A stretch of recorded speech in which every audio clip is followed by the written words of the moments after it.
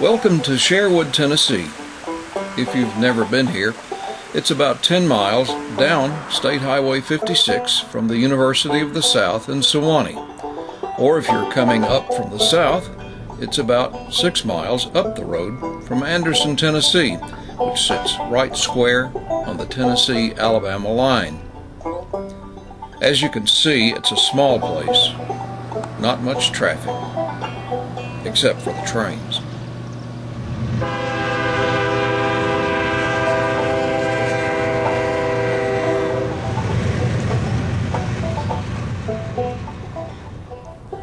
It's in the Crow Creek Valley, isolated from the rest of Tennessee by the Cumberland Plateau.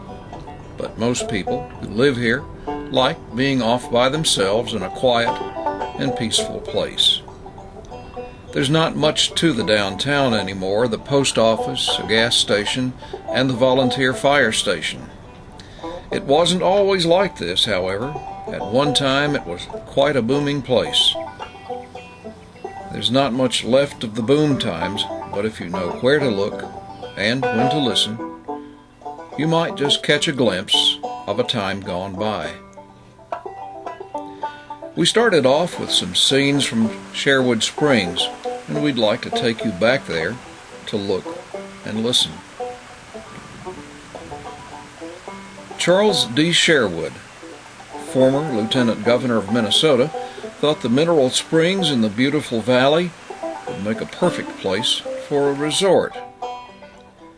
In 1875, he began selling stock in the Sherwood Land and Immigration Company, and he built a house here on this hillside beside the springs,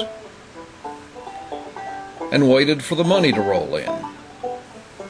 It never did. He left town a broken man and took his own life in 1895. On the opposite side of the valley is another curiosity.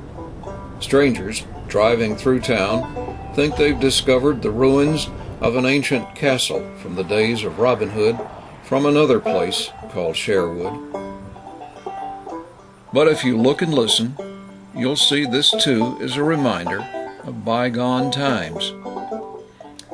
It's the ruins of Gauger Lime and Manufacturing Company, built by another dreamer from up north. Byron Gauger's star was rising just as C.D. Sherwood's began to fade. Gauger came to town in 1892 and bought up most of C.D. Sherwood's holdings and started a successful company that lasted for another half-century. But as you can see, those days are gone. The Sherwood Mining Company began operating here in 2005 and is now taking limestone from the old Gauger quarry. It's not as big an operation, but it's the most hopeful economic news in Sherwood in over 60 years. And who knows, there might someday be another 4th of July celebration like this one in 1925 that was sponsored by Gauger Lime Company. There's another ghost of a building across the railroad tracks from the old Gauger ruins, and you really need to use your imagination here. It's the old gymnasium built by the Episcopal Mission in 1947 to give the young people a place to play basketball and roller skate on the weekend. There were high hopes in 1950 that the economic problems caused by the closing of the mines a year earlier would soon be overcome, and the town held a big celebration in the new gymnasium to receive some World War II mementos from the British government: a badge, a bell, and a logbook from HMS Sherwood.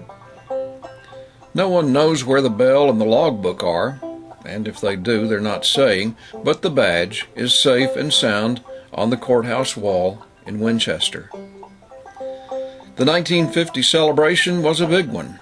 Red, white, and blue bunting was hung all over the place, but as you can see, the bunting and even the buildings are gone. The old railroad depot that used to sit here, it's gone too, and the tallest structure in town is about 100 feet from the site of the old depot. It's the steeple of Epiphany Mission. Even though this church building is nearly 50 years old, there are a few old-timers who still think of it as the new church. Walk across the street from the new church, and there's an old ivy-covered stone wall. The old sandstone church, built in 1928, sat behind this wall. This old bell, named St. Gabriel by the mission priest, used to ring on Sunday mornings in the old church until it was destroyed by a fire in 1960. St. Gabriel sits in what's left of the mission flower garden built by Father George Jones and the congregation of Epiphany Mission. There aren't as many flowers, but some parts still remain. The water fountain is still here. The statue of Mary and her son are still behind the concrete altar. But wind and rain and time have taken their toll. The elements have just about reclaimed all the reminders of an earlier time in Sherwood, but maybe that's the job of wind and water, to wear down the old and make way for something new.